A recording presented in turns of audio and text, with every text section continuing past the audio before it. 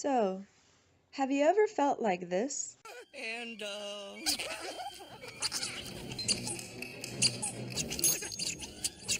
didn't write that!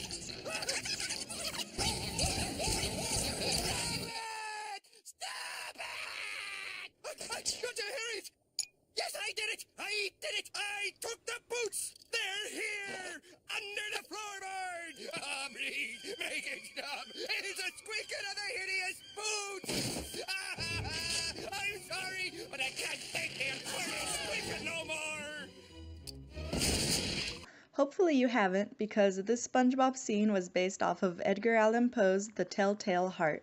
This short story is about a man who coincidentally is also the narrator, and his murder of his older housemate.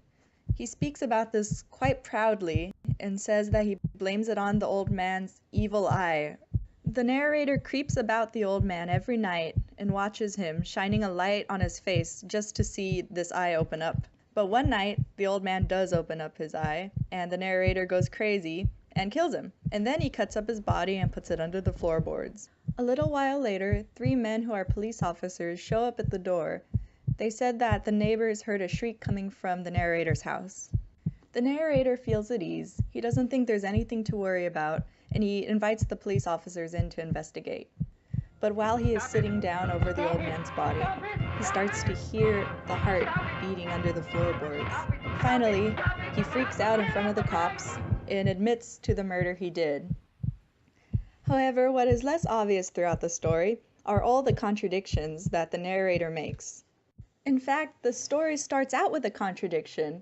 Here he is telling us this murder he committed, yet he convinces us the whole time that he's not mad, and he tries to claim his sanity.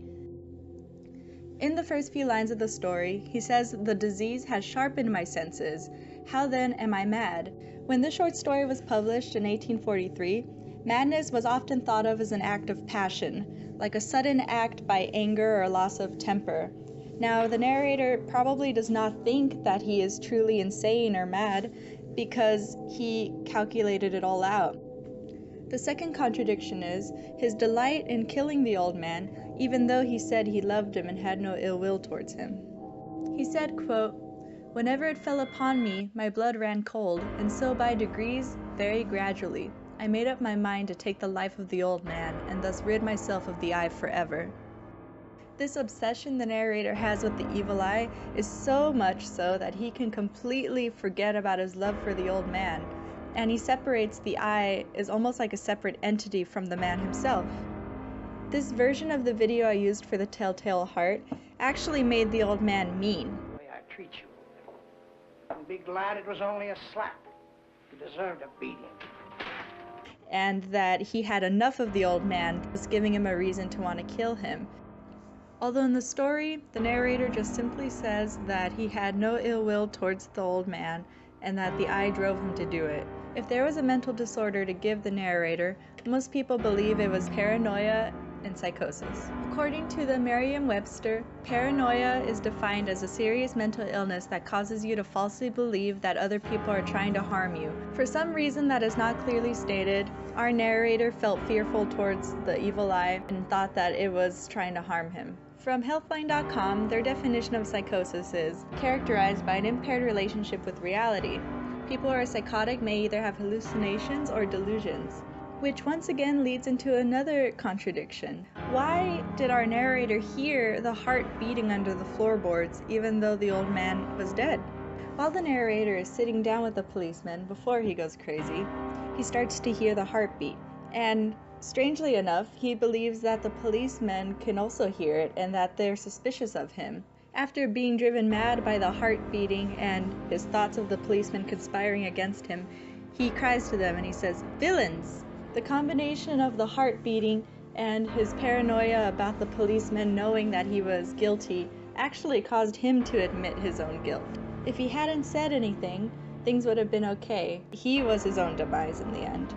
And the last contradiction I was thinking of while I was reading this is how is the narrator able to tell us about this deed he did if he told the police he was guilty? One would assume he had been locked up or sent to a mental hospital.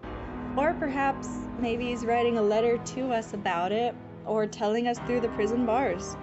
The introduction he gave was very lengthy, but in comparison, the end is very abrupt and leaves us hanging, wondering what happened. Maybe he was imagining the whole thing. Maybe he killed the police. Or maybe he ate the evidence.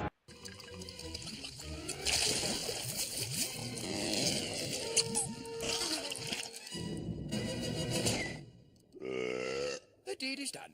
No, I doubt he ate the evidence. But either way, Edgar Allan Poe's The Telltale Heart is a short story that leaves you hanging. And it is filled with contradictions like the ones I talked about here.